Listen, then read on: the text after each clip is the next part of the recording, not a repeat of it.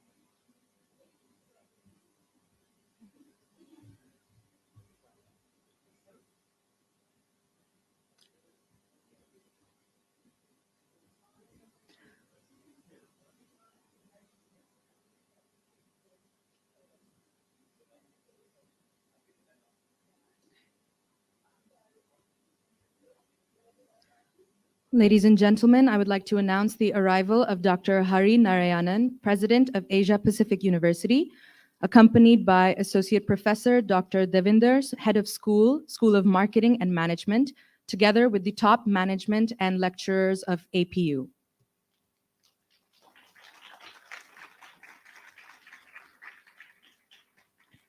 I would also like to welcome our esteemed speakers, Ms. Nazlia Binti Ali, Head of ICT and Global Business Services, Talent Core, and Mr. Muhammad Asril bin Idris, Head of Employee Engagement and Culture. Our third speaker, Engineer Airul Azizi bin Awangla, Principal Assistant Secretary, Application and Strategic Technology Division, Ministry of Science, Technology and Innovation, will join us shortly. Thank you.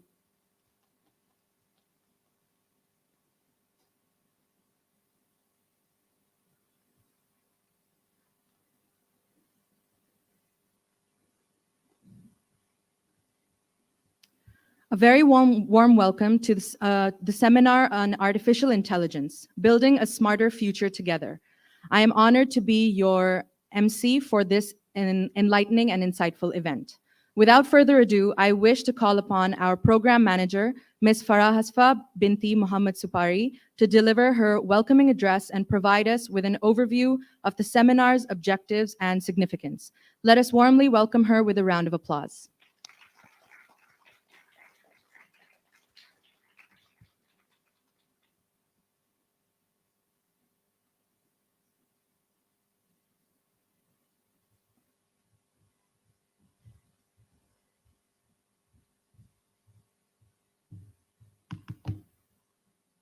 Thank you, Iman.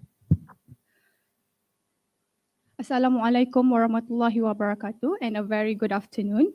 Our Honorable Dr. Hari Narayanan, President of APU, Associate Professor Dr. Devinder Kaur, Head of School, School of Marketing and Management, Head of Schools and Lecturers, our esteemed speakers, Ms. Nazalia Binti Ali from Talent Corp, Mr. Muhammad Asril from Telecom Malaysia, distinguished guests and participants. A very warm welcome to the seminar on artificial intelligence, building a smarter future together. As a program manager, I wish to express my deepest gratitude to our esteemed speakers, VIPs, participants, our sponsor, Quark Resort Hill, as well as our collaborative partners, Telecom Malaysia and GSC APU, for the invaluable support. And of course, to our lecturer, Mr. Ninderpal, for the guidance and assistance. Our objective for this seminar are to raise awareness, educate, and foster knowledge sharing, not only about benefit, risk, and ethics of AI, but also the policies that we have and insight of AI in the industry. This seminar holds great importance for our master program, Planning Business Communication Campaign.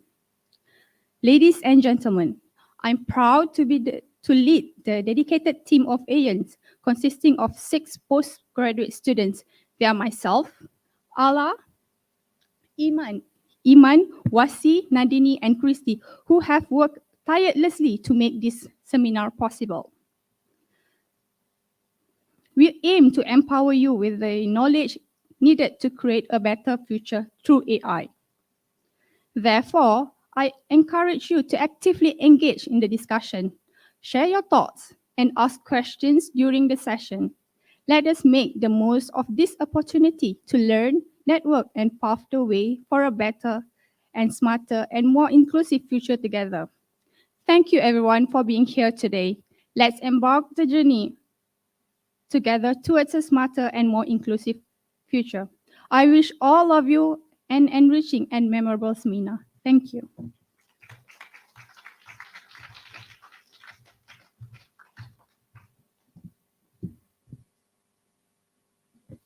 That was a very warm speech, Ms. Farah. Thank you, and I second her. This is the future, whether we like it or not. So let's unlock the power of AI for good. May I now request the presence of our Honorable President, Dr. Hari Narayanan, to grace us with his presence and deliver the opening speech for this prestigious seminar. We are privileged to have him here, not only to share his insights, but also officiate this seminar. Let us welcome him with a resounding round of applause.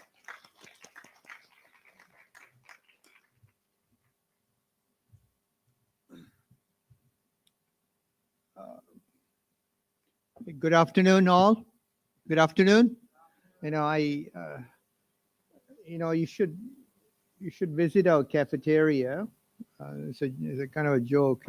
My staff would know that I normally eat very light for lunch. I bring my own sandwich, but today I was lazy. I wanted to have some food in the cafeteria. So Arumugam, I went for the masala dosa, and I'm very lethargic now. but I'll make sure that I'm not going to sleep. Yeah. Anyway, very good afternoon to all of you. And every time nowadays I wanted to give a speech, you know what I do? I'm very lazy. What do? You got it. I was trying to get to ChatGPT this morning. I think I was talking to Paul over the past few days, but I didn't prepare any speeches. And this morning I came. I was a bit late. At about 10:30, I said the easiest thing to do is to go to ChatGPT and just get a speech done. But unfortunately, ChatGPT was too busy. He says, "Come back in 1 hour." That's AI for now. You know? So I had to prepare my own speech in that sense. Again, a very good afternoon, and a very, very warm welcome to all distinguished speakers. Engineer Irul will be coming up soon from MOSTI. Ms. Nazlia from Talent Corp. It's good to, she recognized me from the past. Yeah, thank you. And Inche Asril from TM. Again, thank you so much for taking the time to come over here and share your thoughts in AI. And also, thank you to Farah and the team for organizing this particular seminar. In fact, I think you have got so much context that you are able to pull these three distinguished speakers here. Thank you very much. Where is Farah? Thank you.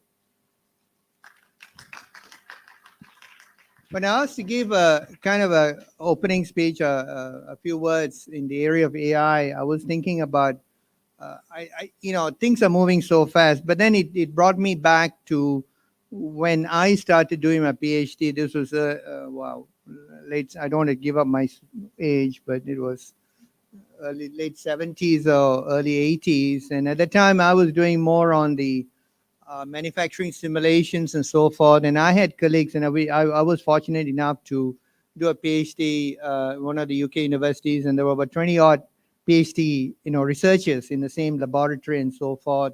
And some of them, a few of them, were already doing work in the area of AI. At the time, they were not saying it was AI. Although AI was talked about, but they had used a word called IKBS. Do you know what an IKBS means? Anyone? No. Intelligent knowledge-based system. Yeah.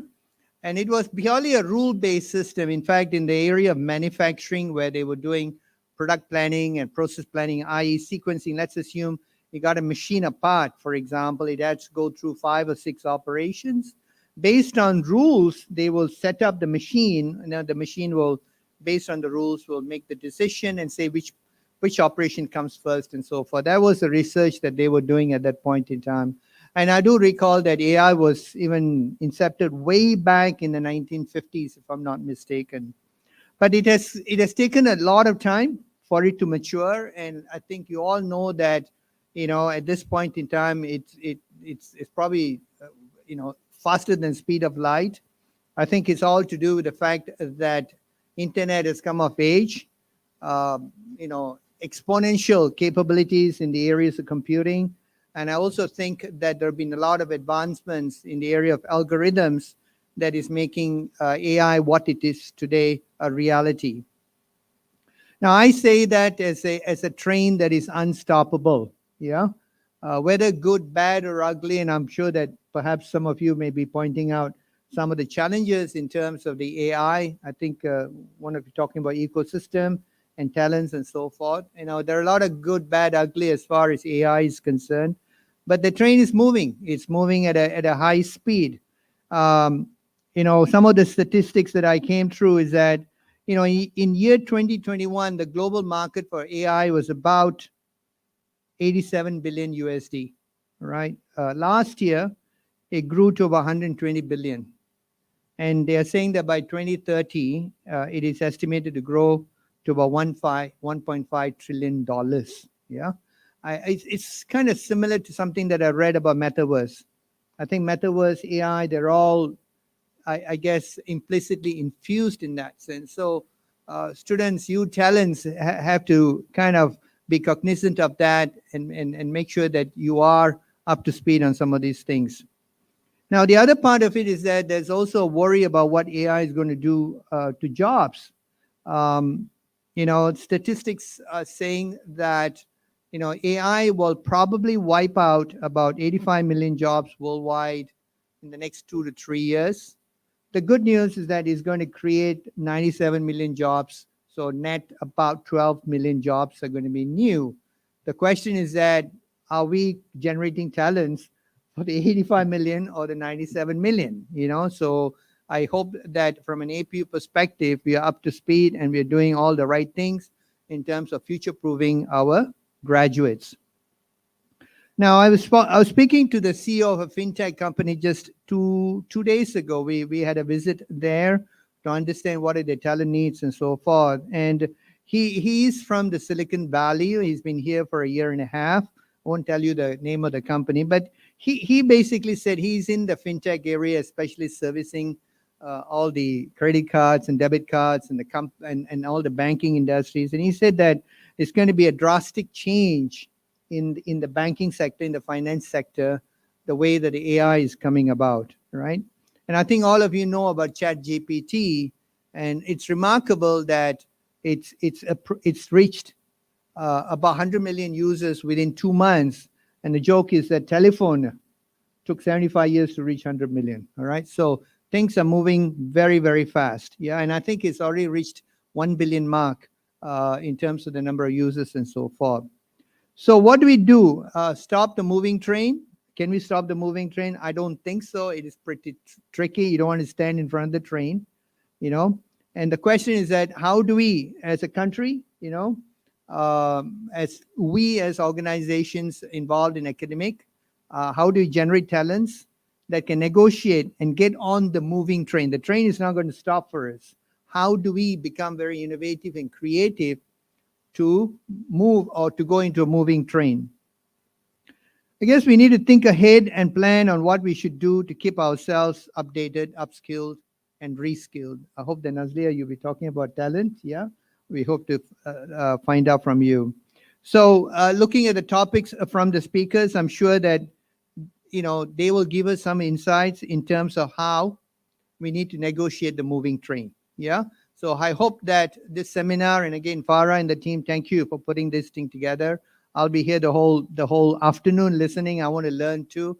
And I hope that you will learn from this and make use of it in terms of shaping your future. With that, thank you very much.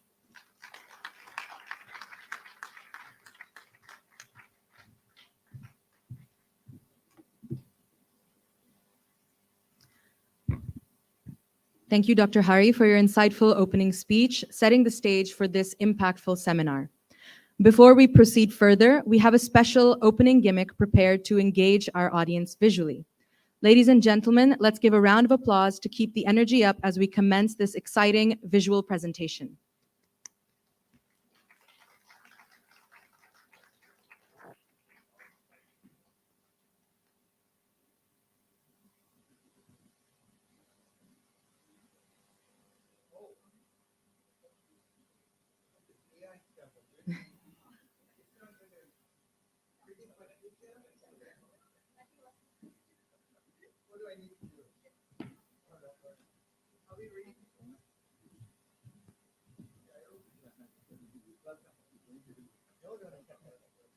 Ladies and gentlemen, our esteemed speaker, engineer Mr. Ayrul Azizi bin Awangla, Principal Assistant Secretary, Application and Strategic Technology Division, Ministry of Science, Technology and Innovation.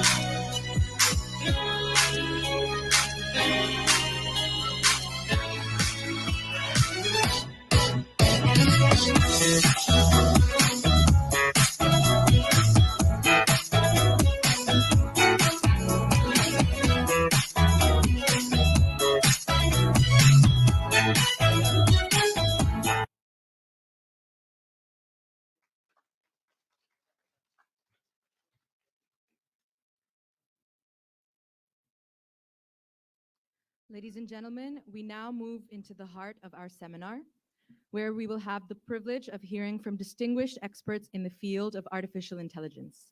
Our first speaker today is Engineer Arul Azizi bin Awangla, a certified professional engineer with over 20 years of working experience. Currently serving as a government officer in the Ministry of Science, Technology, and Innovation, Engineer Arul Azizi brings a wealth of knowledge and expertise to the table.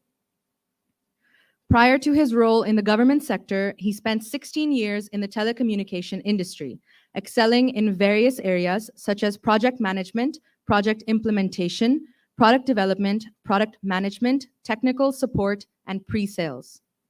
His vast experience and deep interest in emerging technologies, cybersecurity, and cybercrime have positioned him as a respected authority in the field. Today, he will be addressing us on the topic Artificial Intelligence, the role of government to acculturate AI ecosystems in the country. Please join me in giving a warm welcome to Engineer Arul Azizi bin Awangla as he takes the stage to share his valuable insights with us.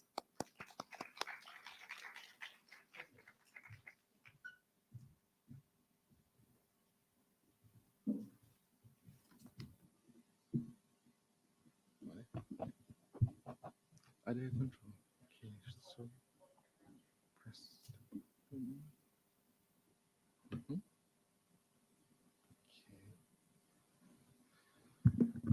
Okay, allow me to take my breakfast. Because I'm a bit late, sorry for that, because it's raining heavily in Putrajaya just now. Okay, good afternoon and Assalamualaikum and good afternoon everyone. Does my voice is loud and clear? Okay, thank you very much on that. Okay, my name is Arul Azizi. I'm an officer in the Ministry of Science, Technology and Innovations. Okay, I'm going to give some short presentation about the AI, especially our roles as a ministry.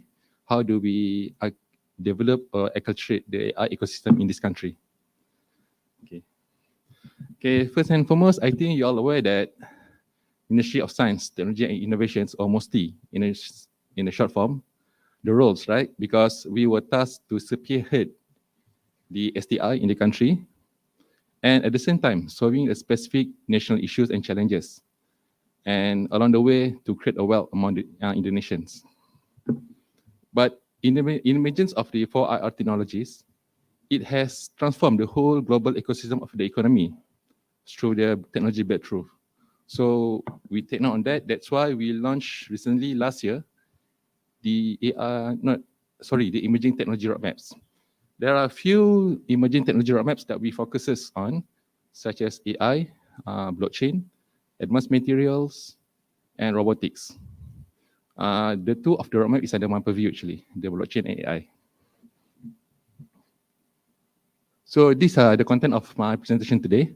First of all, I would like to talk about the AI ecosystem in Malaysia in a brief, and then we go what is the government roles to develop and enhance the ecosystems, and then the ministry MOSTI roles, how they provide the support and fundings to the startups and experienced students, etc. And last is the conclusion. So these are AI landscape in Malaysia. So from the government and even the industry, we know that by taking AI into what we do, it can enhance the efficiency, and then from the economy, it can improve the GDP growth. From the analysis by McKinsey in 2020, the statistic in 2018, the Malaysia GDP is about 4.4%. But according to the result, if we use the AI, we can increase about 30%, about 1.2%. So that's the position of Malaysia among the country. Oh, sorry.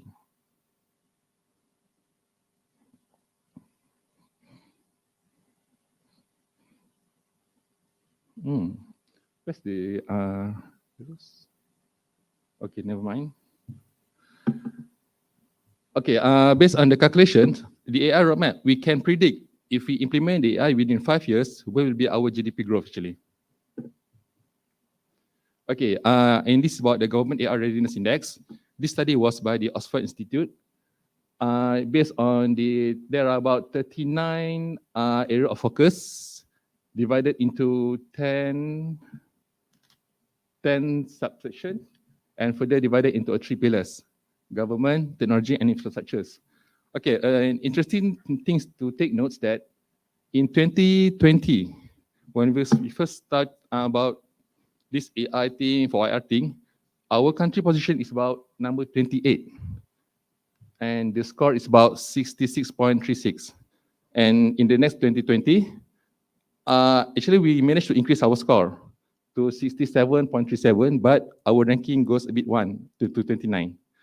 So we noticed that not just us, the rest of Asia Pac country and the whole world actually are focusing on the AI. So this make the competition more stiff. So if you want to increase our rank, we should focus more about the pillars in the circle shown in the slide. But overall, if you took from the whole global pictures, the value set by the Oxford is about 44.61. Okay, so based on that scenario just now, what is our role as a government ministry to cultivate the AI ecosystems? So what we have done so far, actually last year we launched the National AI Roadmap. So the roadmap time frame is about 5 years, from 2021 until 2025. Why we make it as 5 years? Because AI is a really very fast moving technologies. I think by the next 3 or 4 years, the technology that we have become obsolete. The roadmap goal is, as what shown in the slide just now, here, to create a self-sustaining AI innovation ecosystems by leveraging the quadruple helix and guided by the responsible AI principles. Actually, this roadmap it can be downloaded in our website. Let's say if you want to get more understanding or clear picture, what is the stance or what is the initiative within these next 5 years. There are about 6 strategies outlined in the roadmap. As you can see here, establishing the AI governance, advancing AI R&D, escalating the digital infra, fostering AI talents, acculturating AI, and the last is the kickstart a national AI innovation ecosystem. So this is about I summarize the whole content of the roadmap into this diagram. So how to read this diagram? Actually, under the how to develop the AI innovation ecosystem, we have about 6 actors, as you can see in the top, the downwards there. We have AI catalysts, the blockchain committee, industry, socio-economic, data science, and education. Okay, we read from the center. Center is about the AI catalyst. That's the heart of the innovation ecosystem. It comprises of the few consortium that have representative from the quadruple helix. So that means we have a representative from government, academia, industry, and the society. Okay, on the right side, the socio-economic drivers is the demand side. It's from the companies or private sectors that want to utilize AI to enhance their businesses and sustain with the emerging tech. And the right side, AI industry, is the supply of the resources to the right side. So the industry, they have all the pool of expertise from the AI talents. So AI talent is the expert in the AI and digital skills. That means the pool of talent maybe came from the students in the tertiary universities, students in the university, or maybe to the existing workforce through the reskilling program. So why we need to focus on the AI talents? Because it will provide a continuous continuous manpower for us to execute the initiative inside the roadmap. And all of the actors here is governed by the AI governance. I will talk about it later. Okay, these are the principles of responsible AI. As you can remember just now when I mentioned about the definition of AI roadmap, the roadmap will be governed by the guiding principles. So we have outlined about 7 principles. So by the next 5 years, we will ensure that the AI policy in Malaysia will be guided by these 7 principles. Just for your information, as a start, we are going to develop the code of AI. Since it's really at a preliminary stage, I can't explain more about it. But this code of AI, when it completed, it will be like a Bible for us in Malaysia whenever we want to use the AI. Currently, we know that some some irresponsible parties misuse the AI for their negative misdeed, etc. Okay, last is facilitating the AI adoption in country. So what is our role as a ministry? Okay, for your information, mostly we provide a funding for those who want to venture into AI, starting from the TRL 3 until TRL 9. Okay, the funding is managed by our agencies such as Meranti, MEFCAP, MDV, and there are some funding as well that is directly to MOSTI.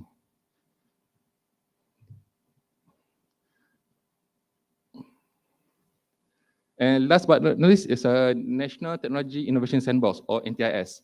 So NTIS is we can call it like a new program that started a few years back, whereby we provide an opportunities for those researchers or technology entrepreneur to test bed their product and services in the real life, in the real environment.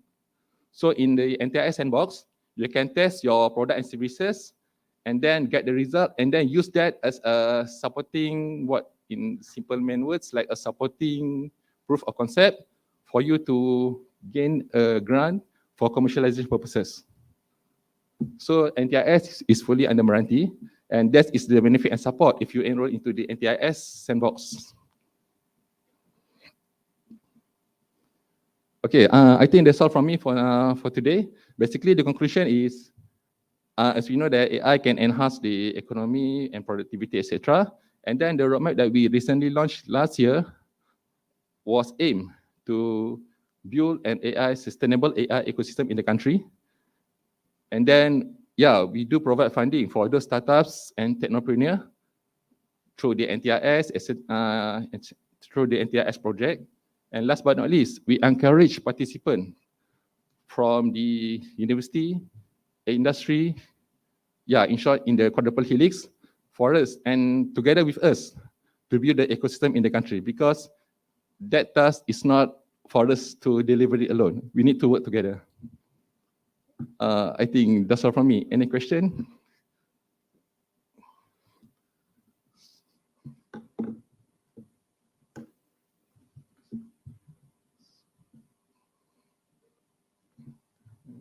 Yes. Assalamualaikum, good afternoon, IR. Yeah. My name is Mazlina from TM. Mm. So just now I saw from your graph, you showed the three factors, right? The technology, the government, and also the infrastructure, if I'm not mistaken. So from the, data and infrastructure, government pillar, and technology sector. So from here, I can see that even for Singapore, right, out of these three pillars, the technology sector scores are quite low. So from here, I can infer that from an infrastructure point of view and from the government point of view, the countries in Asia or ASEAN are quite ready.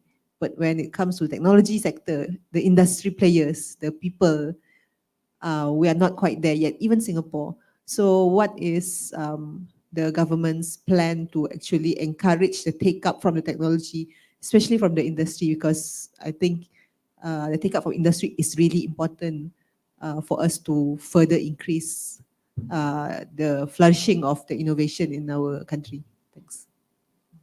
Wow. That's a very good question.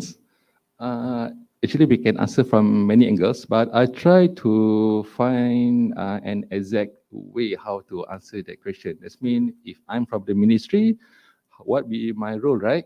To encourage or what? To improve the technology participant?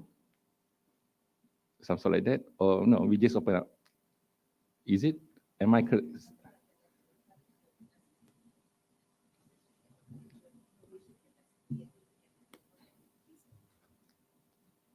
Did you hear me? No, I can't. No, okay, sorry.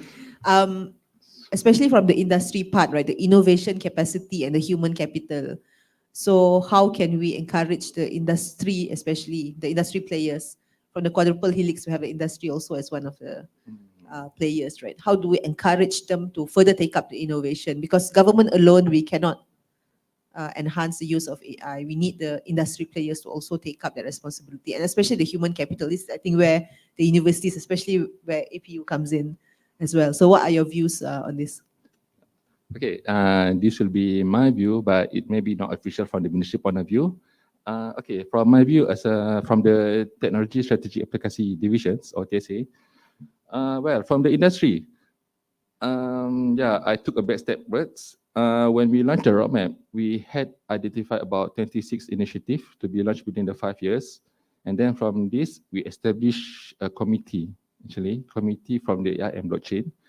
This committee consists of representatives from the industry as well. So from there, we get a problem statement from each of the ministry, and I can say that. And then how does the, sorry, I open up the diagram just now. Okay, now we are talking about the center one, which is the AI Catalyst. So I'm also one of the members inside the AI Catalyst. So we have representative from the industry as well.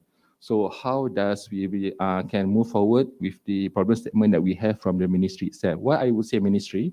Because for example, if you want to have AI in the plantations, we have to go through the ministry first, which is MPIC. From the MPIC, they have like a team that has a representative from each of the player in the plantation as well. So we go through the problem statement first, and then how we move forward. Let's say we have a solution using AI in the plantations. So that's how we start the seeding of the industry player inside that sector. Did I answer your question? Yeah, I think that's Okay, part of- and then from the universities, I think that under the Cradle or Meranti, if not mistaken, there are a few last time is Magic. There are a few initiatives taken by them how to encourage participants from the university. For example, a hackathon. That means those universities branch out their ideas to solve a problem given by us. For example, next week I'm going to attend as a jury in one of hackathon by the Cradle. That one is open up to we call it like Belia or those youngsters to come up with their ideas with the problem statement that we give to them. And even under the just now I mentioned about the AI committee, there's about 5 pillars. The 4th pillar is about talent development. For the talent development, most of the committee is from the university as well. So we have a target by the next 5 years, how many experts we want to produce in the AI. So this committee have to come up with an initiative how we can accomplish that target and objective. That's all. Okay, thank you.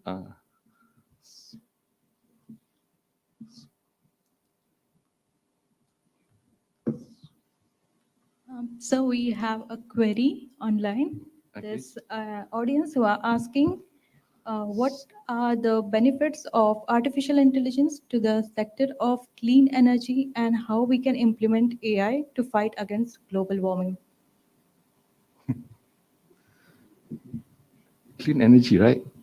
So if the clean energy, did he mention about any specific focus of clean energy, like maybe fossil or green energy or carbon? No, you just open up to clean energy. It's just about clean energy and how to fight against global warming. So how can we use AI for this purpose? Even the global warming itself is very broad.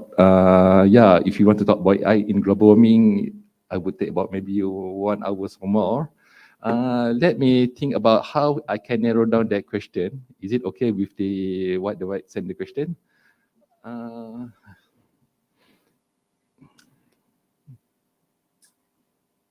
Okay. Clean energy. I don't have experience in clean energy yet, but my previous experience is establishing a dashboard. Okay, sounds simple like dashboard. Okay, from the dashboard, we capture data from multiple sector or industry. Just in a very layman terms, you get the data and then the AI do the estimation, the prediction, what will happen next. Okay, how do we adapt in the clean energy? Maybe we can focus on the release of the carbon in the atmosphere. Okay, through our agency, MISA, we can deploy a sensor, maybe some in nationwide, to get the carbon readings, and then this data feed into the dashboard, and how we can utilize AI to optimize in terms like, for example, our objective is we want to reduce the carbon maybe in the next 1 year. Okay, how we want to reduce that? We get the data from the sensor just now, and then we can get the data from the fuel consumption from all our petrol pump in the whole country, and then we can get the data consumption from others database as well. So we can use AI to predict, to make the predictions, and then to deliver what is our target actually. That's for the clean energy. Sorry, if my answer is not really accurate because as I said just now, not from the clean energy background actually. Okay, from the next question is what? It's about global warming. Global warming. Okay, for global warming, from my point of view, maybe it's inaccurate or maybe slightly slanted or what. Using the AI. Actually, AI is related to big data, how we analyze the big data. So for global warming, we can utilize the big data that related to global warming itself. We can get the data, let's say from the temperature recorded maybe in a year, and then what are the factors contributed to the increase of the temperature, and then all the data that related to the increase of the global warming. And then by the using AI, of course, we can back to the root cause that we can use the AI to make the system predict what do we want actually. Actually, it's back to what we want. And for our eight cases, what we want is bonded to the 7 principles just now. You cannot go more than that. Thank you, sir.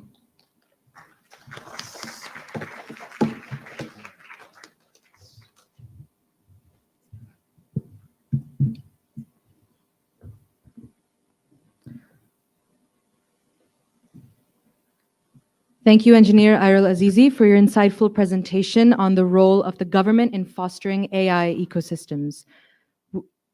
Your presentation and the subsequent Q&A session have provided valuable knowledge and sparked engaging discussions. Now let's move forward and continue our exploration of artificial intelligence. It is my pleasure to introduce our next speaker, Ms. Nazlia Binti Ali. She was primarily overseeing the oil, gas, and energy, global business services and communications, content and infrastructure in Talent Corps' Industry Partnership Department. She has established profound relations with key players, large organizations, and leading associations of the OGE, GBS, and CCI sector to drive collaborations for talent development. With over 14 years of client management, business development, and sales experience in property development, advertising, and banking, Ms. Nazlia started out in Talent Corps in 2012, working on the Malaysian professional and student diaspora programs, before transferring to Industry Partnership, where she continues to engage employers, focusing on addressing mismatches between the talent market, supply, and demand. Prior to Talent Corp, Ms. Nazlia was a client management manager at a public relations agency where she managed prominent corporate accounts in several sectors. Today, she will be addressing us on the topic, Unleashing the Potential, Nurturing Artificial Intelligence Talent in Malaysia. Please join me in welcoming her to begin her speech. Thank you.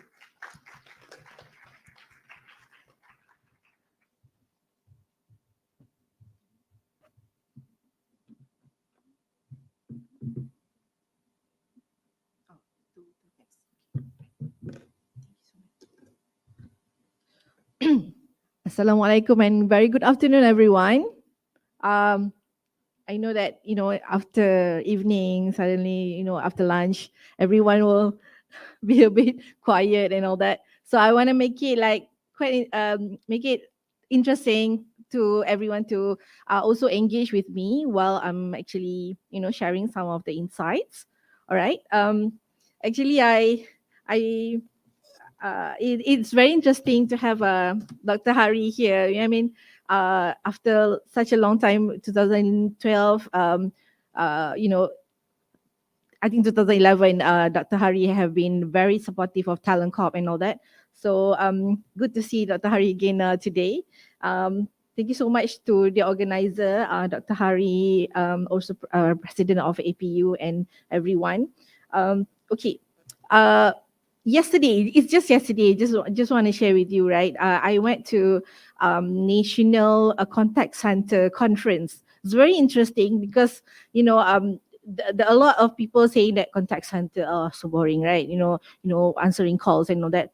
But it's no more like that. It's totally different. It's beyond AI and all that. So it's very interesting and very eye-opening for me. Even I'm still learning about the sectors, about the insights about the industry itself.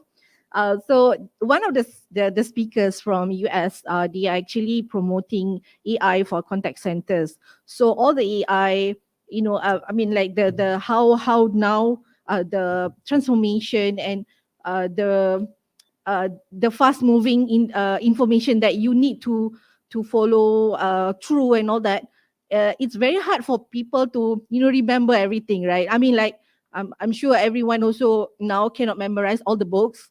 You have to really like every day you have to memorize it. I'm sure that you will be like, oh, so boring, right? But that's how is the contact center sectors also moving.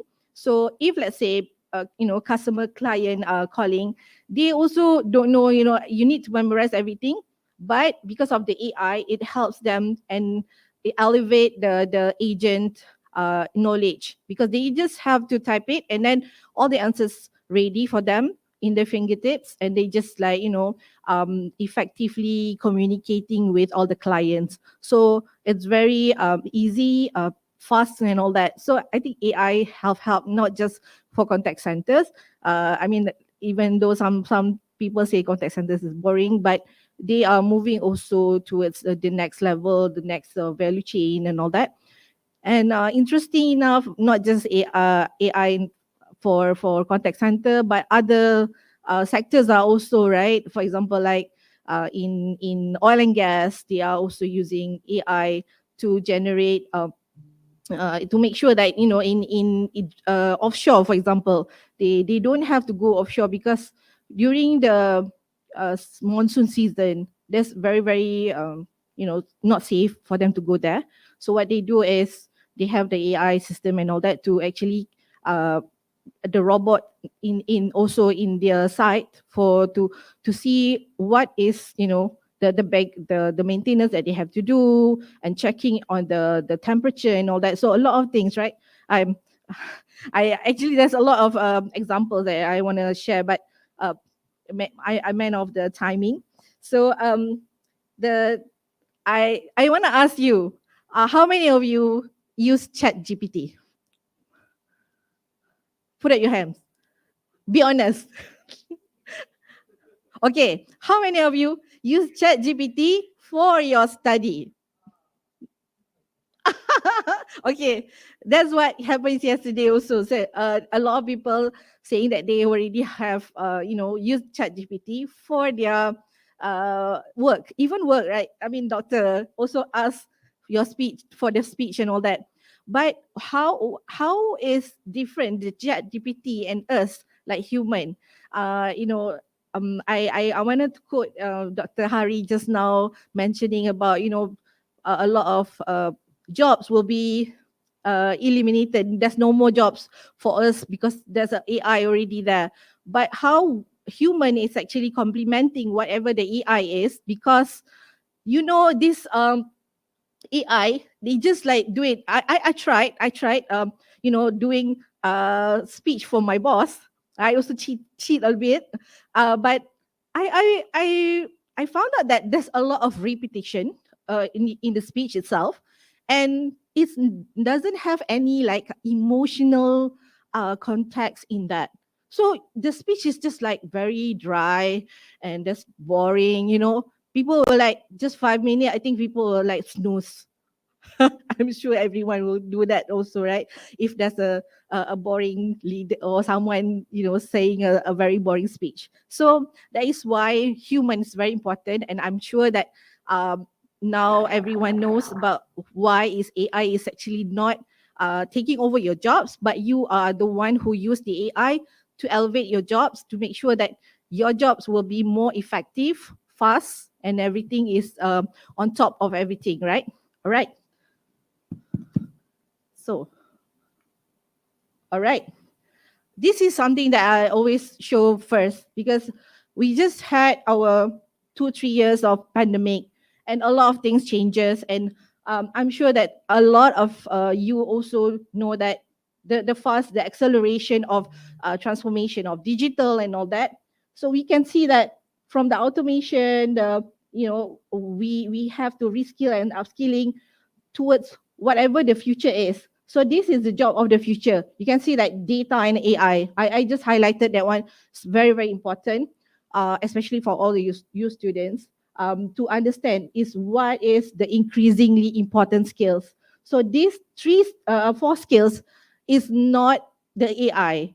Is the soft skills that you have to have in order for you to actually use that the tools AI and everything to accelerate whatever the job that you have.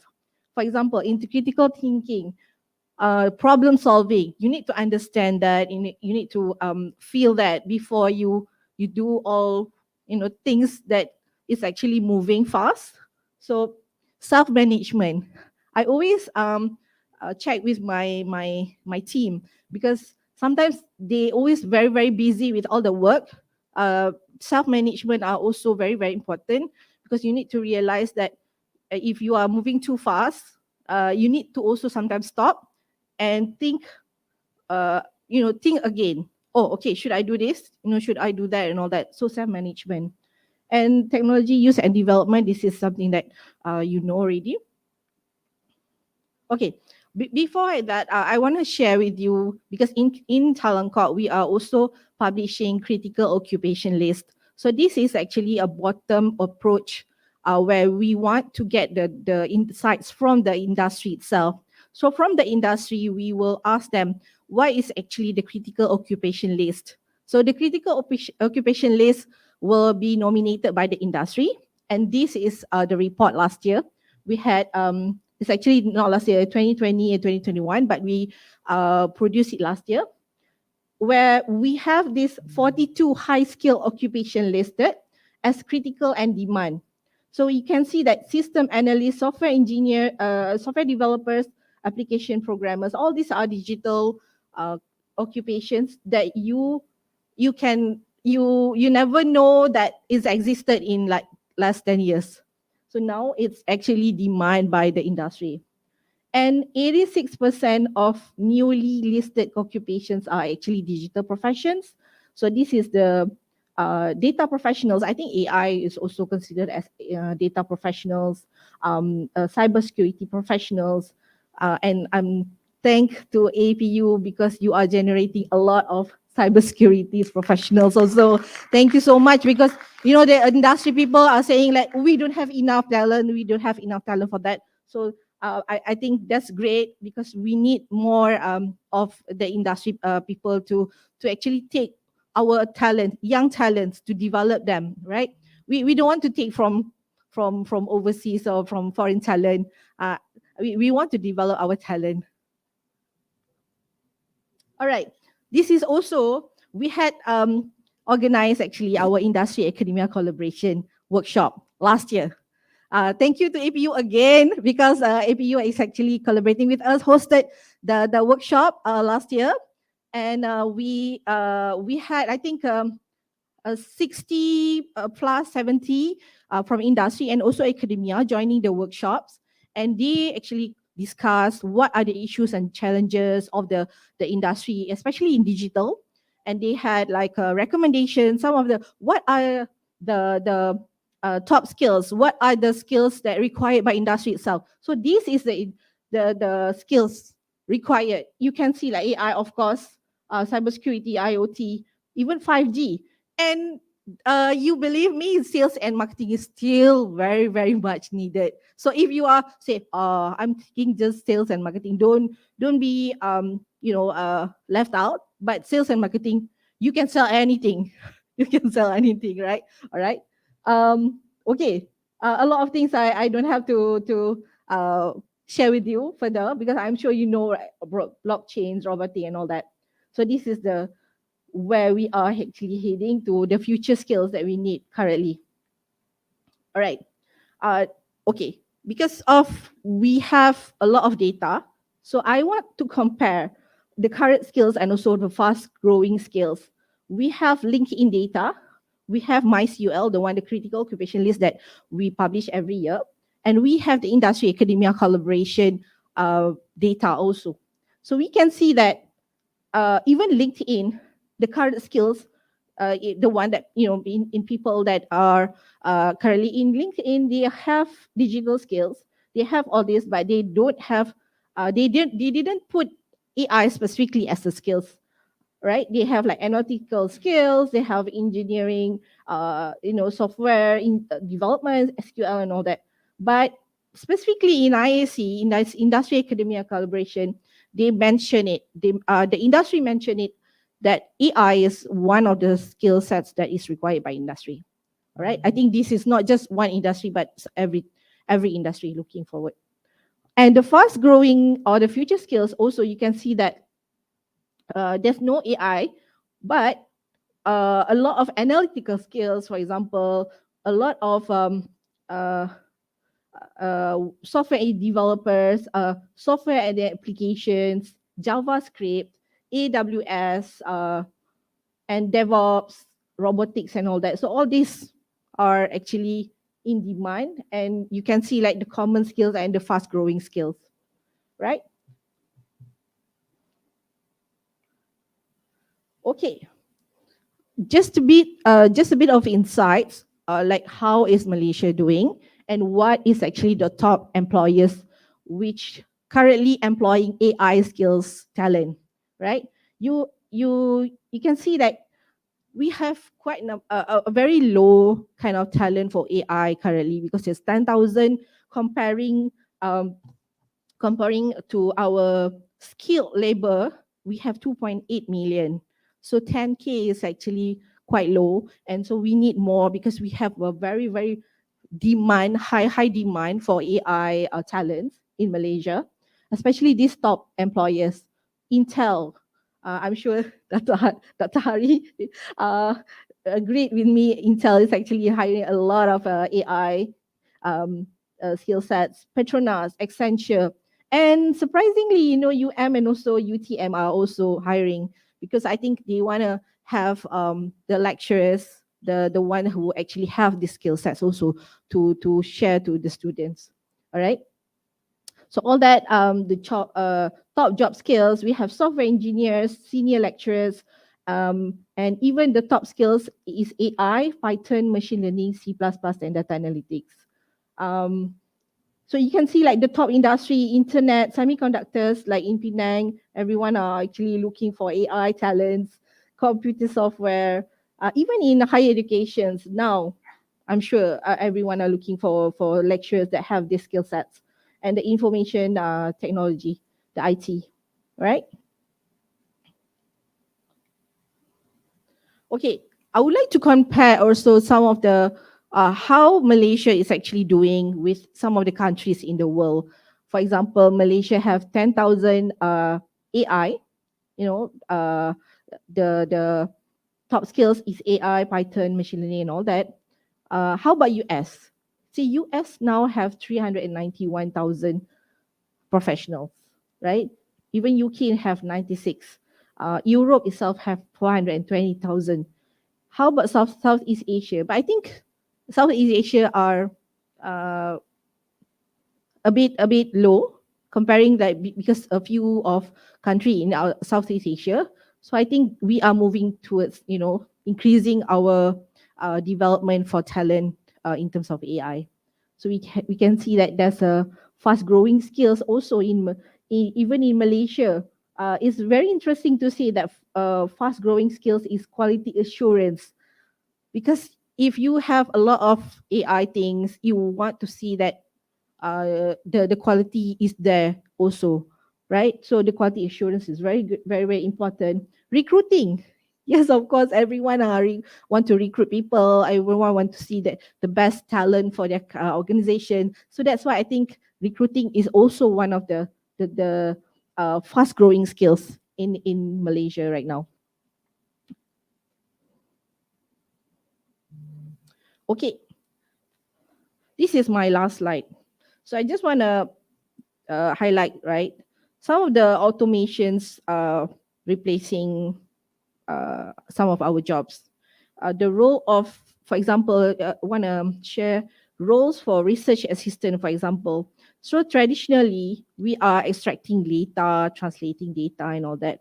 But how now is they need to analyze that data, they have to use that data to scrap all the raw data to make sure that they use that as a intelligence for making the decisions, right? So this is part of the things that you want to also understand why is all the jobs is actually evolve, right? Maybe I share with you some of the projects that is successful in Malaysia. For example, we have MyEG, a facial recognition system, where the recognition facial system use AI in terms of enhancing identity verification and security measures. So we also have Petronas on predictive maintenance system, where they actually predict the maintenance system using AI and also optimize their systems for equipments and maintenance facilities, and analyze sensor data, detects anomalies, predict equipment failures, and also proactively schedule a maintenance to reduce downtime, right? So all that.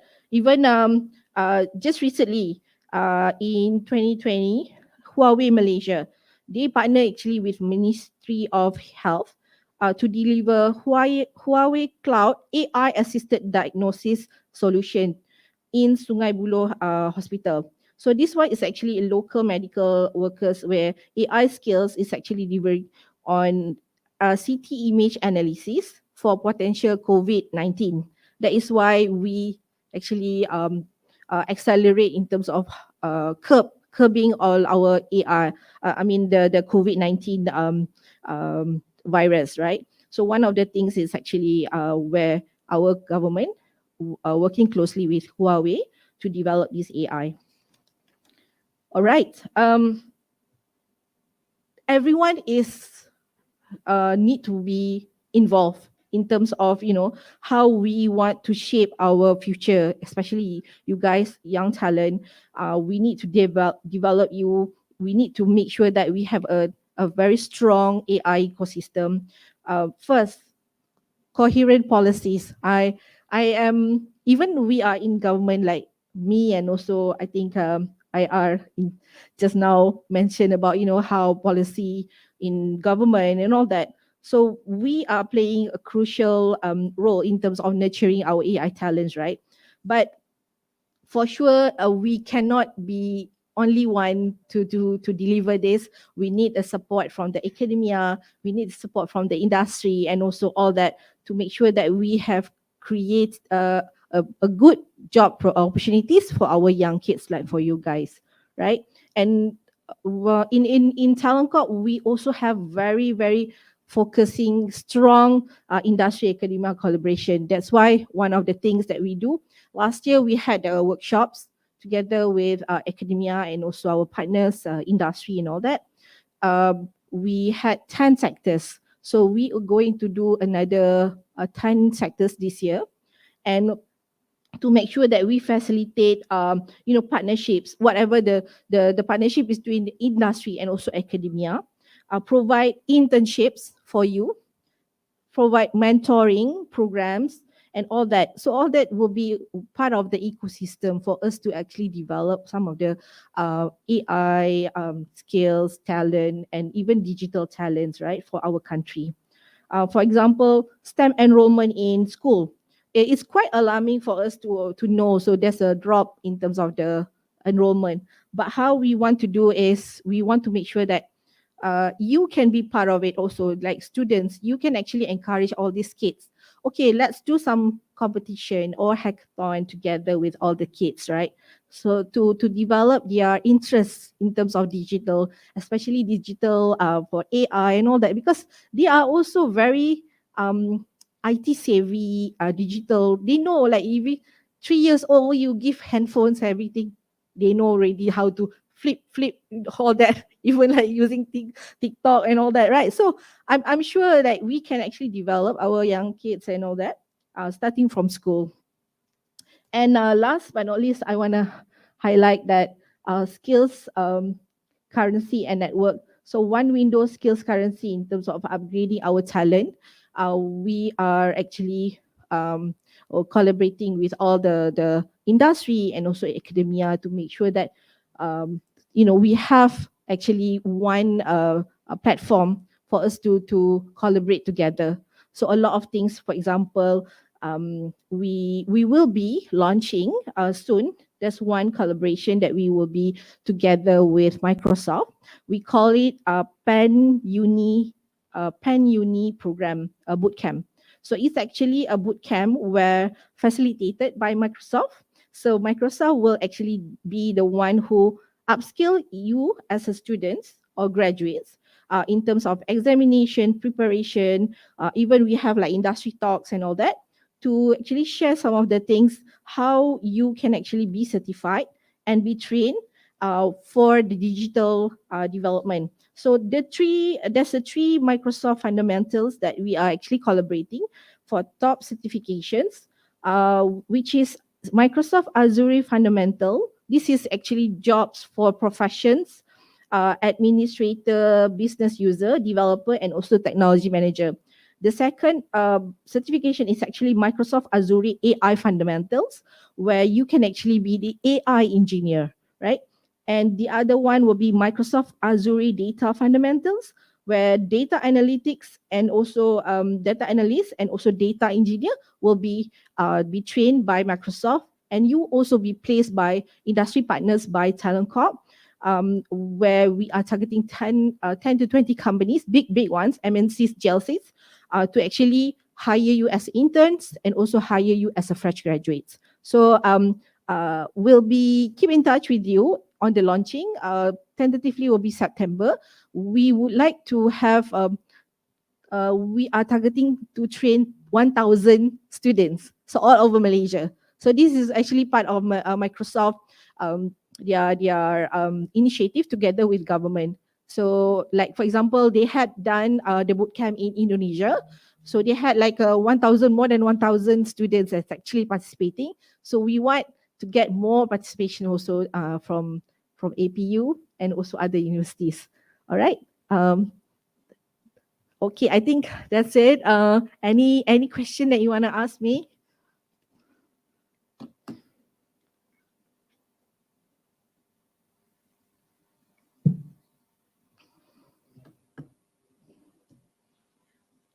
Miss, we have Yes. online question. Yes. The question is, do you think artificial intelligence will have a threat to labor group who generally do manual works?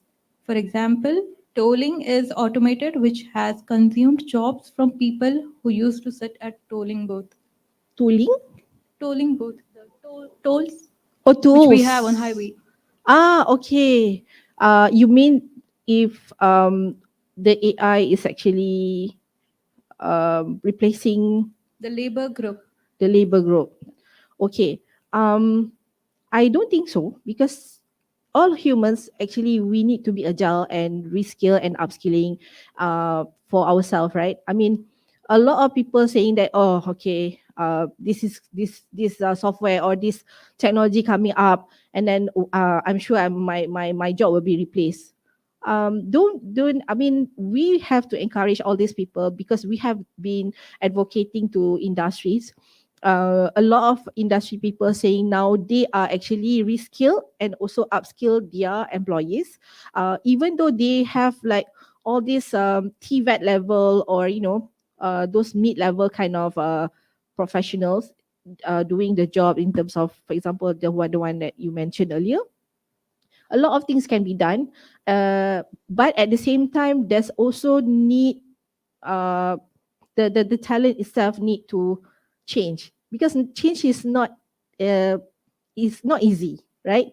Even from last time we had, everyone have to go office, and suddenly COVID, and we have to, stay at home. I mean, we cannot go anywhere out of our house. So I think that's the thing that have accelerated. I think people are started to change already, even though the change is not easy, but they started to accept it, and moving forward slowly, they are actually things moving in terms of the upskilling and reskilling kind of acceptance.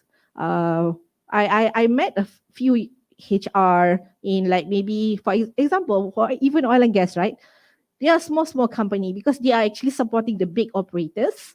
Some of them only have 5 people, and they are maybe even like TVET level, scaffolders, drillers, but they are actually be demanded by the because they have the technical skills, but they just need to upskill in terms of the technology that have been actually used by the company itself, for them to know and understand how they can actually make them as part of their work, to integrate the work that they have done. So I think it can be done. It's just that you want it or you don't want it. That's it. Thank you. All right.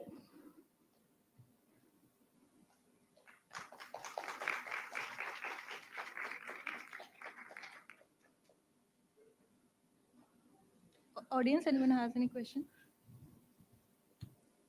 Oh, okay. Yes.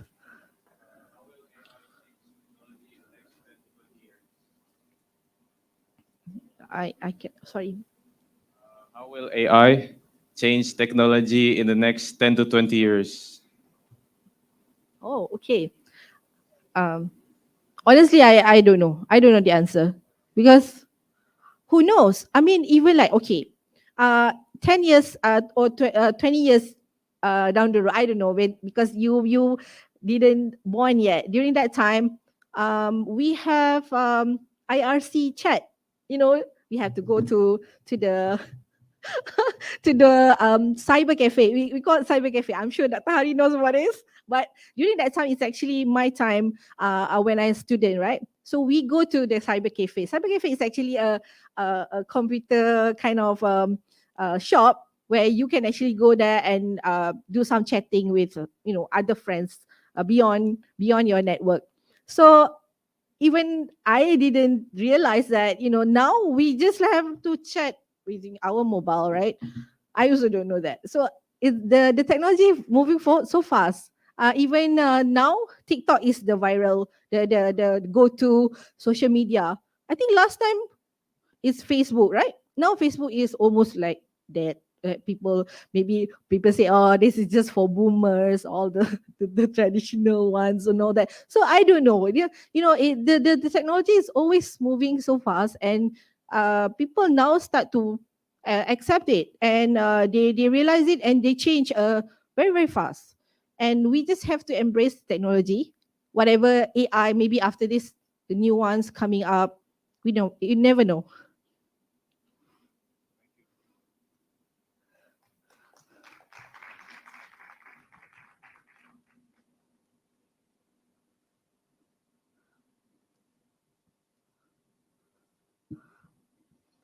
Hello, ma'am. Hi. May I know if there are any opportunities in the AI industry for graduates other than computer science or the related courses? Yes, a lot. Because okay, I mentioned, right, like even industry is collaborating with government uh, to do a lot of things for collaboration, for projects and all that. So a lot of industry, there's a gap. If you wanna know like what is industry challenges and all that, you go talk to industry. They have a lot of issues. They have a lot of challenges. So if let's say you are the one who have the innovation, you have the drive, you want to change something. Oh, this is the gap, right? From there, you wanna, okay, I wanna do something about it. You innovate, and you share that to even industry. Who knows, the industry say, oh, this is something that I looking for, and then they hire you, because it's the AI opportunities is beyond what you are actually just for the sake of jobs. You never know. You never know. There's a lot of opportunities. And even though sometimes just helping people, for example, your community, because we had this, I don't know, during the COVID time, there's one, I think, software engineer company that is actually doing some just red flag because people don't have anything to eat. Some of you remember that time, right? Actually, it's, sorry? White flag, yes. I remember now, sorry. A white flag. So I think that's incredible. I mean, after that, they said a lot of things coming out, projects and all that. So you never know, because a lot of things, when you start something, there's always things after that continue. So don't be so rigid in terms of just saying that, oh, AI for industry and all that. You can create on your own. You can do something else. You can do for your community. There's a lot of opportunity. You need to look beyond just industry. Yeah. All right.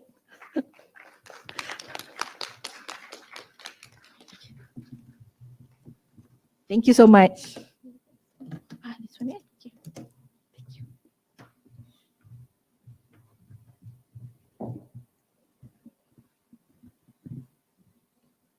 Thank you, Ms. Nazlia Binti Ali, for your insightful presentation.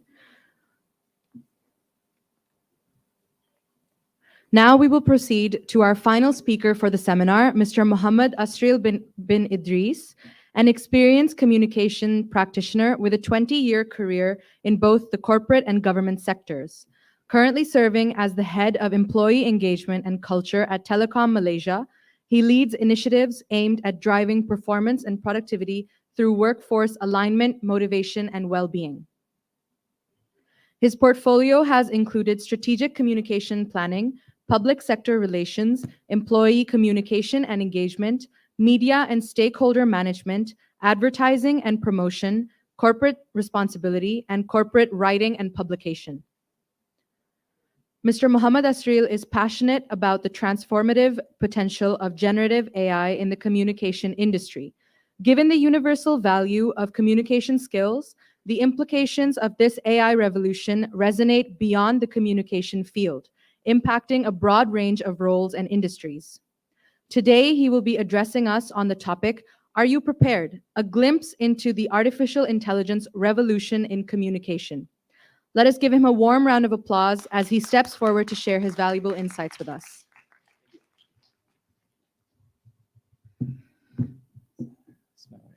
Assalamualaikum and very good afternoon, everyone. Dr. Hari and members of the faculty, Farah and members of the organizing team, thank you very much for inviting me. I'm very happy to be here. Now, let me see if this works first. Testing. Oh, it sounds better actually, this mic. Let me ask you a question. Who here takes communication or comm-related courses or subjects? So marketing, communication, PR, broadcasting, media. Anyone? No? Not many? Okay, good. So, yeah, good. So I think what I'm going to share is most related to you. And I think it's related to everyone as well, because in any career that you're in, communication is key, as you know, right? It's in any job advertisements, what do you see as a key skill, soft skill that employees want? Communications, right? Ability to work with others and things like that. But what is communication? So that's a different story for a different day. What I'm going to talk today is about how AI impacts communication. Yeah. So some of you might wonder what a communication professional does. Yeah. So let me share with you. So this is a typical day of a communication professional or communication practitioner, right? So main thing that we do is create, right? So we create either a comm plan or we create content, yeah? So you write what? Speeches, press releases, you produce posters, newsletters, social media posts and things like that. So that's a big part of a job for a communication practitioner. So you have to be able to produce good content. Secondly, as in any other job, you collaborate with people. Yeah. So you support business, you support the organization. So you need to work with people in the organization, see what they want and how you can support their communication needs. So that's a big part as well. Number 3 is counsel. You are the communication expert of the organization, supposedly lah kan. And so you need to be able to advise. First of all, you need to be really know your stuff. Yes. And secondly, you need to be able to advise your boss, the organization, the management, and whoever seeking for your support and your expertise. So that's number 3. Number 4, I lead a team in TM with Marcia, my Amira and Zul, and some of my other colleagues. So you would be able to lead and inspire the team. Yeah. So why I'm sharing this, because it's going to be related later when I share with you how AI impacts my day-to-day life. Yeah. So I'm going to share something a bit more practical here. Nothing theoretical, no frameworks. Yeah. Just sharing with you practical daily things of how AI in action. So let me share with you one AI use case in the case of communication area. Yeah. AI is used in many ways in communication. For example, as translation, for example, in sentiment analysis, in speech recognition, and so on. So one of the ways is audience engagement. What does it mean? A lot of things, but I'm gonna demo an application, chatbot. Yeah, I think most of us use chatbot when talking to companies, right? And those chatbots are, well, they're supposed to be smart, but I don't think they're so smart, right? So with AI and specifically with large language model, and not necessarily ChatGPT. I'm just using ChatGPT as an example, but any generative AI would be good for this. The AI can be trained, yeah, with your product knowledge, yeah, your FAQs and so on, your company information, and a customer, a public member of the public can speak to, well, type actually, not yet speak, talk to the machine and thinks that it's a human. Yeah. So let's try this. Zul. This is ChatGPT. So, but as I said, any generative AI large language model would do the trick. I've put in information about Unify. One of the products is, as you know, Unify. Yeah. Who has Unify at home? Excellent. Thank you very much. So, so let's say now this machine is a customer representative, yeah, of Unify, and I'm a customer, yeah? And it has been trained by our products. Yeah. So let's say I ask it, what shall we ask? So, I need Wi-Fi at home, for example. Yeah. Yeah. Well, you need to be nice to AI. Then check out hello and please and thank you before it takes over the world. Yeah, looking for a Wi-Fi plan. Yeah, can you suggest? Yeah, something like that, right?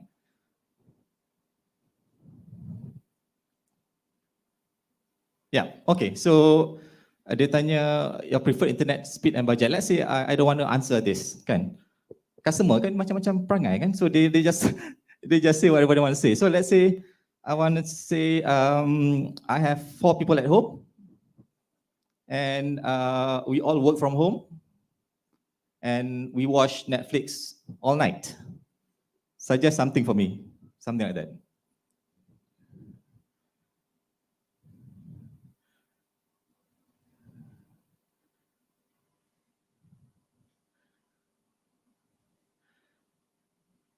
See, so it knows that based on my requirement, my usage, how many people I have at home, and it will recommend a package for me.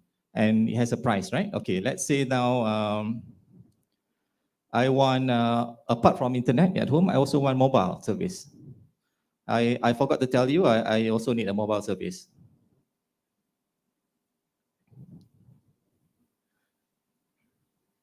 So do you know about the Turing test? Anyone knows Turing test?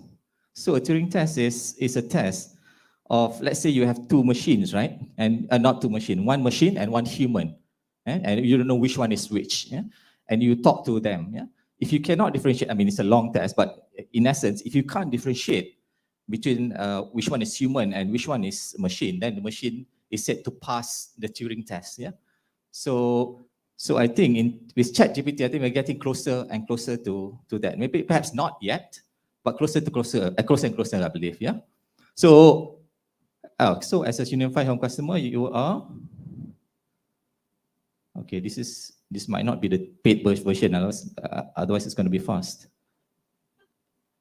Oh, okay, so he said I got a discount from 99 whatever price, and I get 59 ringgit. So as you can see, this is an application of AI, in this case generative AI and LLM, in marketing, in this case, in customer service, in communication. These are all communication. Yeah, so this is one. Yeah? Not just for marketing, for universities, for example, people might ask, students might ask, right? Policies about the universities, how to do this, how to do this. So we train the model with all the information about whatever you want to answer, and they can answer just like a human being. So this is one AI use case. Yeah.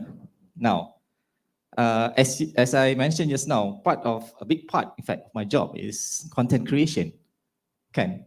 So content creation is what? Writing, coming up with communication materials, images, layouts, and so on. So let me share with you one more use case about content creation. Next one. So with this content creation, I'll set up a scenario dulu lah kan. So let's say I'm a communication advisor of the university, and Farah asked me to, Farah, dah tak ada. So Farah asked me to promote this seminar. So the task for me is create a promotion for the seminar, AI seminar, today's seminar. So as a communication practitioner, a tip lah for communication students out there.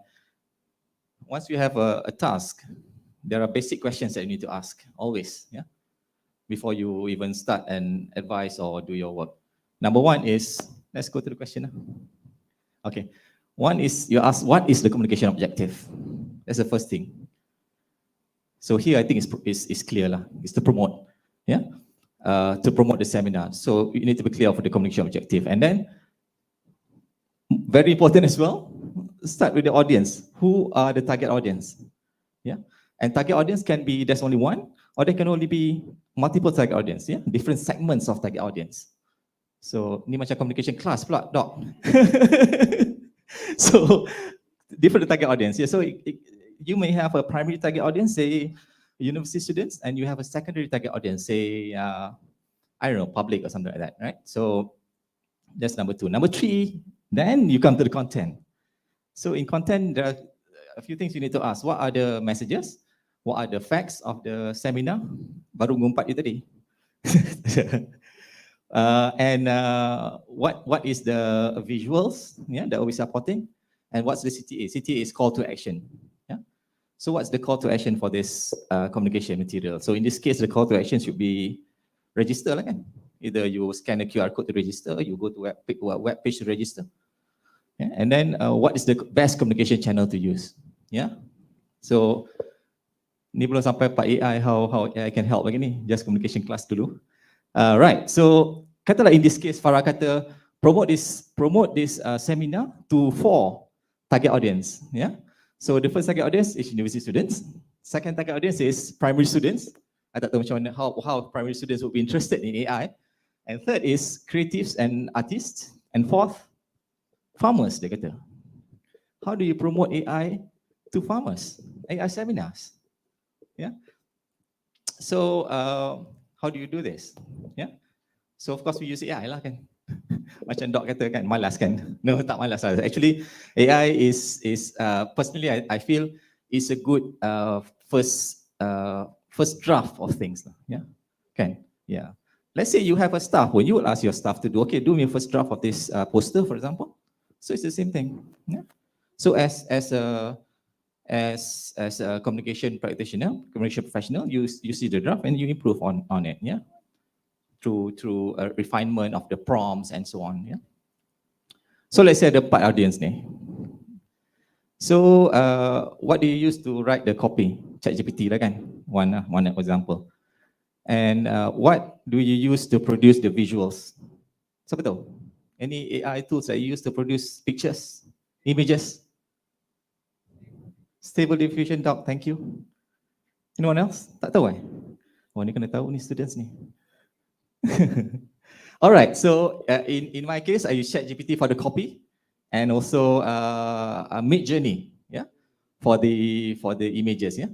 So I'll just share with you the results lah, yeah, just to show what because we have 4 target audience, you need to know, we need to know what each target audience wants, yeah, how to solve their problem, yeah, with AI. So it's going to be very tailored copy. So for this one, this is targeting university students like myself. So the header here is, first is supporting visual. This supporting visual looks like a photo, but it's not a photo. It's produced by AI, by Midjourney. Yeah? So there's a long prompt lah that we need to put in, photo realistic lah, students and things like that. So produced by AI, and this header is produced by AI as well. Fast track your success with AI, empowering your journey of excellence. Everything okay? Oh, yes, here. This one is fine.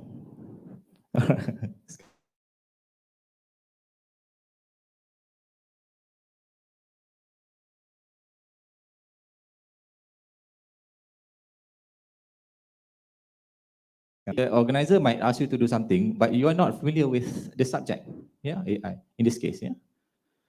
So this is one. And the body copy says, are you university students ready to take your learning to the next level? And then it can transform your academic journey from enhancing research capability to optimizing study techniques. So these are things that university students look for, yeah.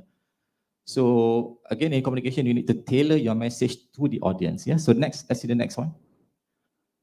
Right.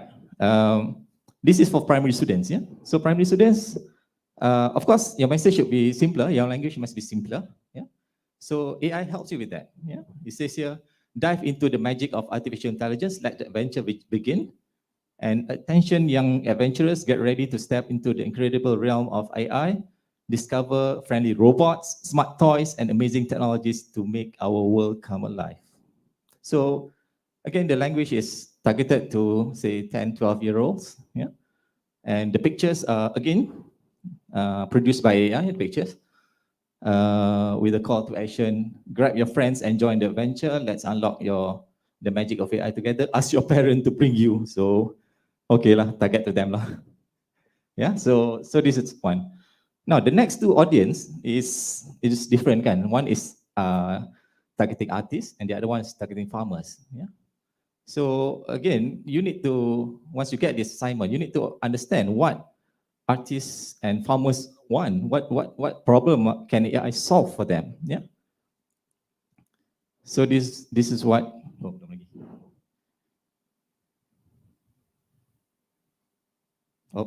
okay, let's see farmers first, sorry.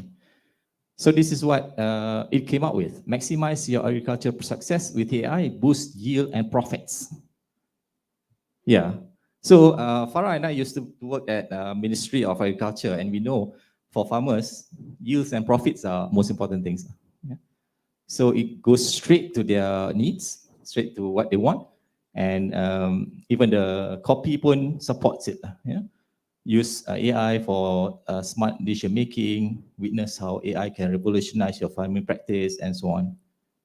Yeah. So this is farmers. Again, picture is produced by Midjourney. Very realistic, kan? And it's free tau.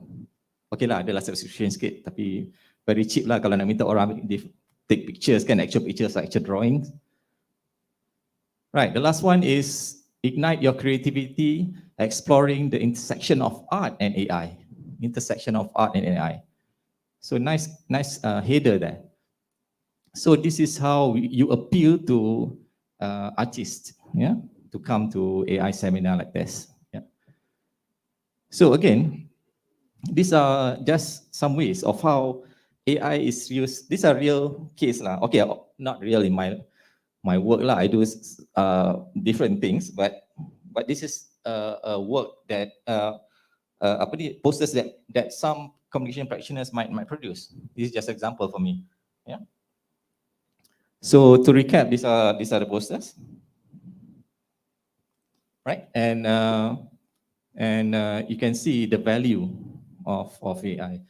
Kalau if you want to do this, say traditionally, right? You write and you get people to take pictures, arrange photo shoots, look for talents. I don't know how many days. Okay, with this, each poster can be produced in less than an hour, I think, even less than that.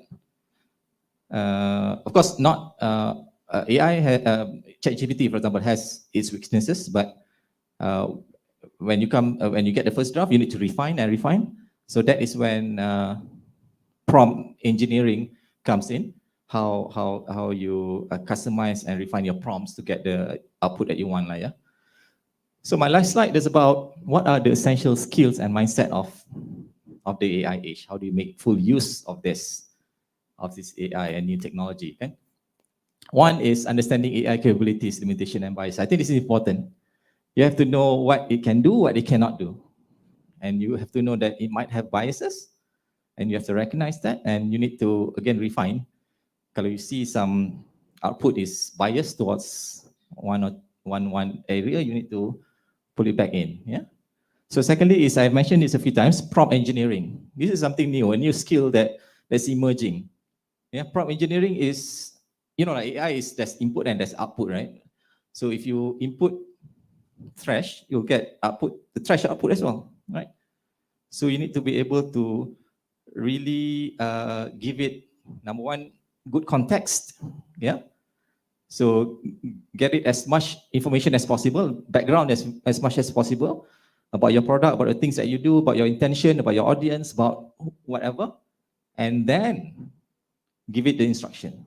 Write me a press release about this. Yeah? Context and instruction, two things that's most important. Yeah.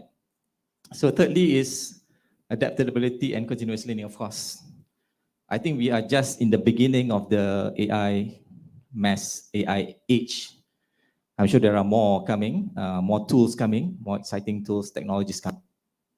We want to be successful. We want to either you can say this is not good, yeah, or you can just hop on or ride the wave, so to speak, right? And trust that this is something that you need to learn eventually. So might as well start now. So you have to be adaptable, and you have to continuously learn. I'll leave with this. So I'll leave you with this quote by B.F. Skinner, who is the behavioral psychologist, I think. Yeah. So he says, the real problem is not whether machines think, but whether men do. Yeah. So machines think, they tak think, it's not problem. The real issue is whether we, sorry about the gender specificity, but that's the quote. But whether humans think or not, that's the question. So machine is just a tool, AI is just a tool. We need to do the thinking. Thank you very much.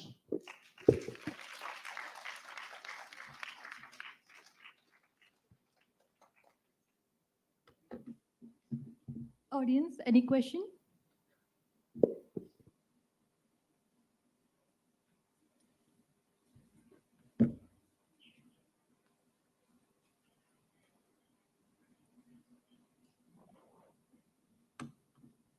Hello. Yes. Hello, sir. How are you? Good afternoon.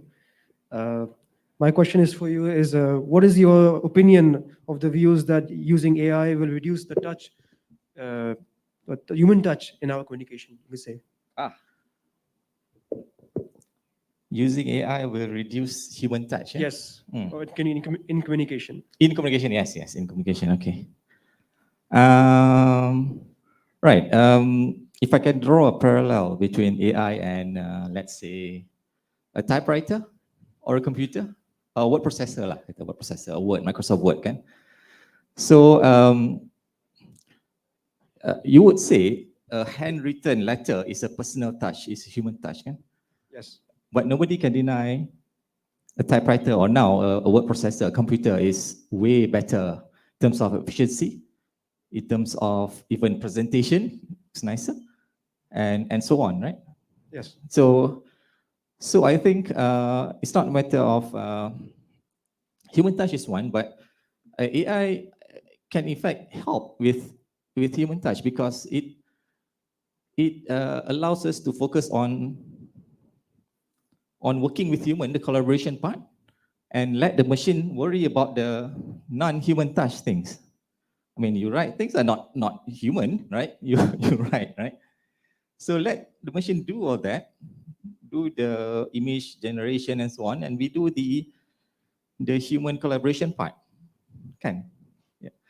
Macam just like email, yeah, of course, face to face is better, but email has its advantages as well. Yeah. I can write to more people. Again, efficiency, speed, and so on doesn't diminish the human touch and the human element of it. It's my view. Thank you. Thank you, sir.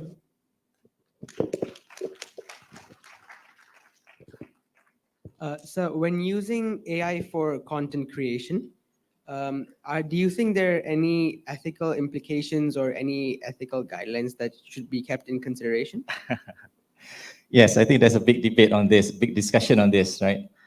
Let's say, because AI learns from other people's stuff, right? Other people's writing, for example, other people's art, right? So if you produce something based on other people's writings, is that copyrighted to that person or what? I think there's a big debate on this. But, and I think there's going to be I'm not sure whether there's going to be a legal framework around this, but I'm a believer of keeping things open and keeping it liberal and democratize it, accessible to everyone. So I hope it's not going to be too restricted on the use of that. Ethical, if you ask about ethical, are you asking about ethical use of AI in education? You doing your assignments? No, not that, right? That's not your question, right? Okay, good. So about IP perhaps. So that was my explanation just now. Hope it helps. Thank you.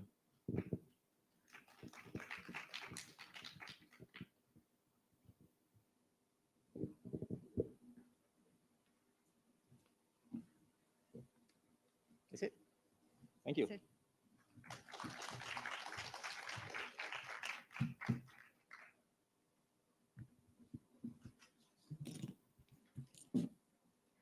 Thank you, Mr. Muhammad Asril, for your insightful presentation in the context of the AI revolution. Ladies and gentlemen, as we approach the conclusion of this enlightening seminar, we are honored to have our President, Dr. Hari Narayanan, provide the concluding remarks.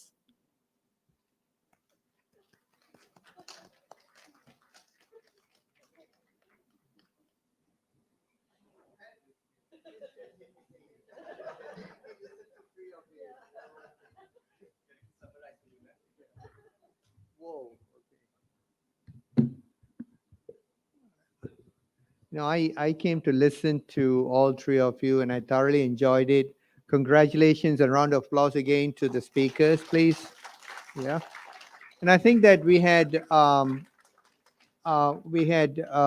information and knowledge from slightly three different perspectives. And we had Engineer Irul talking about in terms of the Malaysian focus. And I think there were a lot of good information from the MOSTI data. I didn't even know that there is potentially a 1.2% increase in GDP, if I'm not mistaken.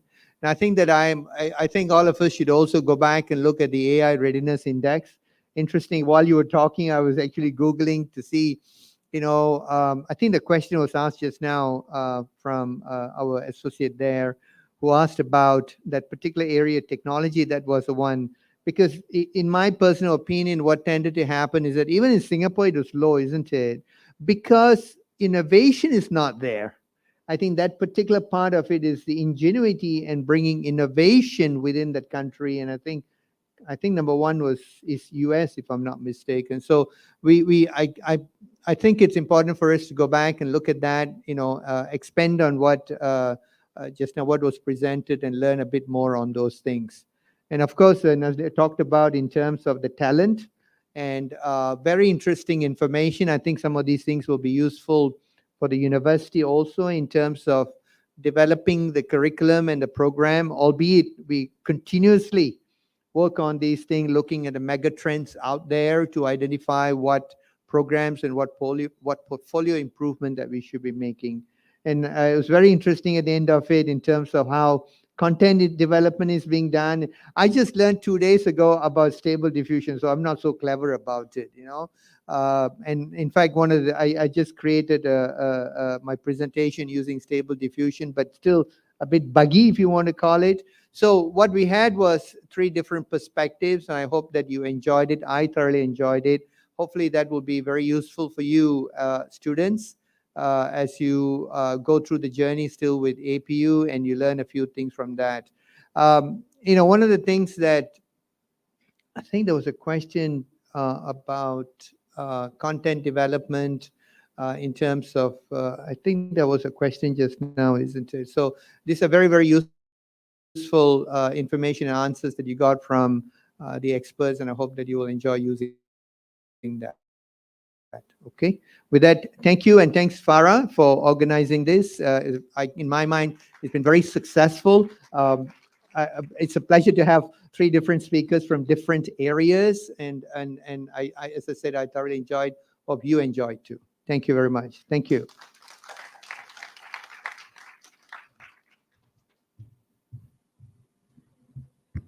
Thank you, Dr. Hari, for your insightful concluding and closing remarks, marking the end of this seminar. We greatly appreciate your presence and guidance throughout this event. As a token of our appreciation, we would like to present souvenirs to our esteemed speakers. I would like to kindly request Engineer Ayrul Azizi bin Awangla to accept this memento.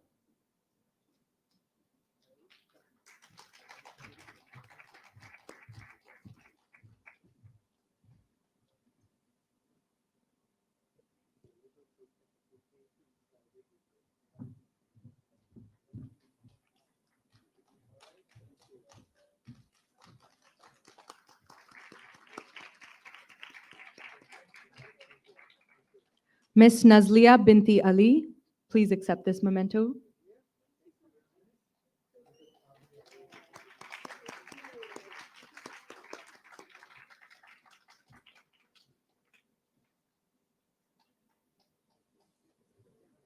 And finally, Mr. Muhammad Asrail bin Idris, please accept this memento.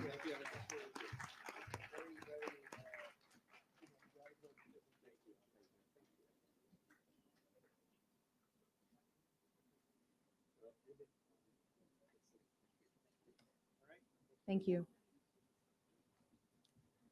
Now, before we wrap up completely, we kindly request all participants to provide us with valuable feedback through our evaluation form. Your input will help us evaluate our objectives for this event.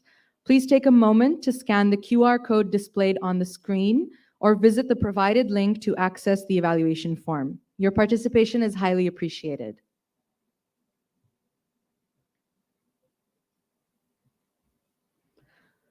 The first 50 respondents who can display their completed evaluation forms to our team has the opportunity to receive a gift from Telecom Malaysia, one of our collaborators for the event.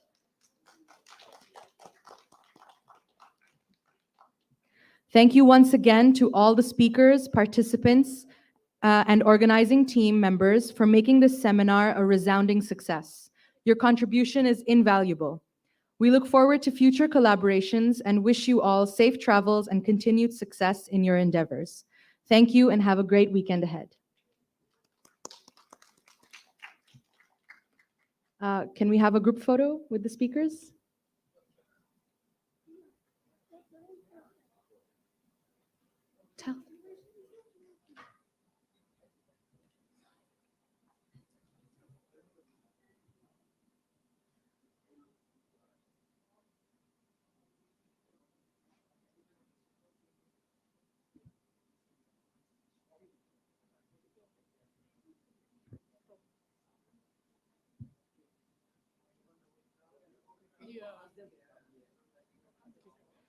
Guys, can you all move to the center?